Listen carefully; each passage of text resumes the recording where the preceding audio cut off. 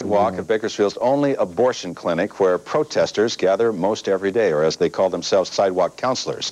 The problem is many people go to that clinic for things other than abortion, but they too have to face those people outside. And to show you what happens there, tonight Target 29 goes undercover with Joel Davis joining us with this special report. Joel?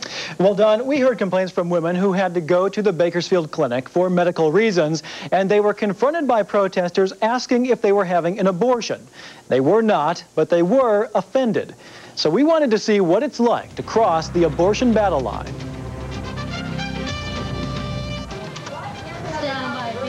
Amanda Dunn works behind the scenes here at Eyewitness News, typing the graphics that you see on screen. We need to make clear, she is not pregnant, but for our story, she has volunteered to simply walk to the family planning clinic, a place that offers many medical services besides abortion. Our undercover camera picks up the scene that plays out anytime any woman walks up to this clinic. I'm not interested. But would you like a free pregnancy test? We also would let us have free. That's okay. I'm not interested. Would you get creative to see if might be able to talk to me about abortion? That's why we're asking. We care about you. We don't have to do that. Remember, Amanda never said why she's here. The demonstrators assume she's getting an abortion.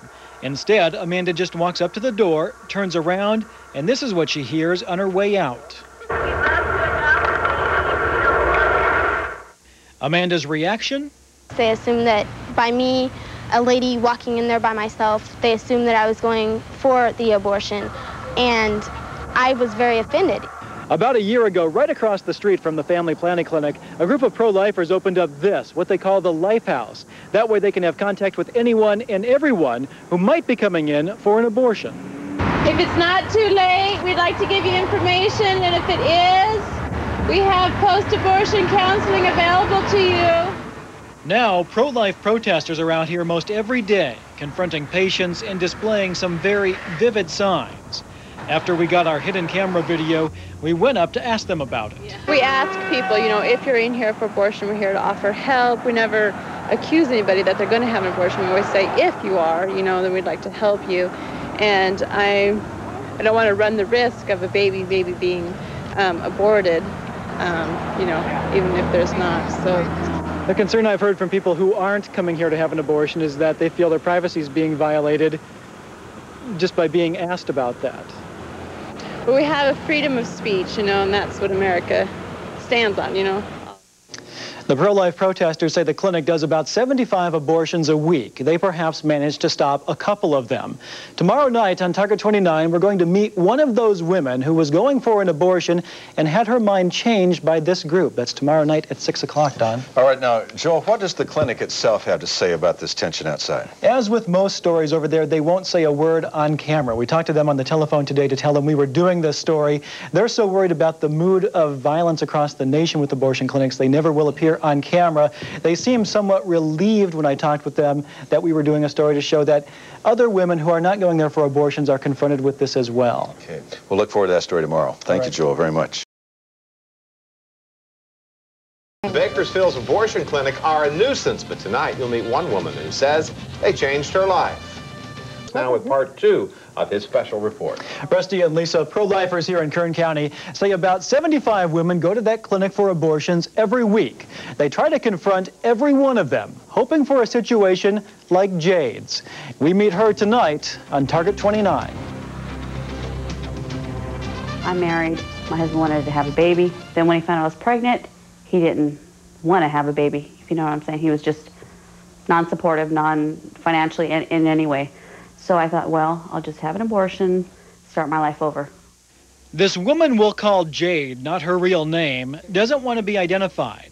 But her life was changed by the pro-lifers who stand outside Bakersfield's abortion clinic most every day. Last night, we showed you with our hidden camera and a woman volunteer how everyone is questioned when they come to this clinic, even if, like our volunteer, they are not getting an abortion. I'm not interested. But would you like a free pregnancy test? We also would let us have free. That's okay. I'm not interested. Would you get creative to see if might be able to talk to me about abortion? That's what we're asking. We care about you. We don't have to do that. Okay. Thanks. The pro-lifers justify the intrusion by saying they are using their freedom of speech to save lives, even if it means they irritate people who aren't here for abortions. Jade was going in for an abortion when she began talking with the pro-life group LifeSavers, who have set up shop in a house right across the street. Jade actually came so close to terminating her pregnancy, she walked across the street twice to have ultrasounds done in preparation for an abortion. That's when the people at the Lifehouse got her to change her mind and keep the baby. Meet Ricky. He's just a few weeks old, but Jade says he's an example of why women shouldn't feel they need to get abortions. Yes, and I'm glad I didn't. I thank God, and I thank LifeSavers Ministries because they were there for me. If it wasn't for LifeSavers, honestly, he probably wouldn't be here. I probably wouldn't be here. The Lifesavers often counsel adoption as an alternative, and in fact, they hook up adoptive parents with available children. But Jade will keep her baby. Lifesavers say little babies like Ricky are the reason it's okay to confront any woman going to the clinic to find out what her intentions are.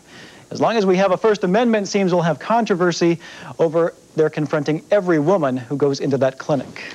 Initially, was Jade one of those women who was put off by the confrontational effort of the pro-lifers? She had very mixed feelings about an abortion in the first place, just thought it was her only alternative. So she was a little bit more receptive than many women who are going in there. And again, she was going for an abortion. Many women are not, and those are the ones who are really put off by the confrontation they get at the clinic.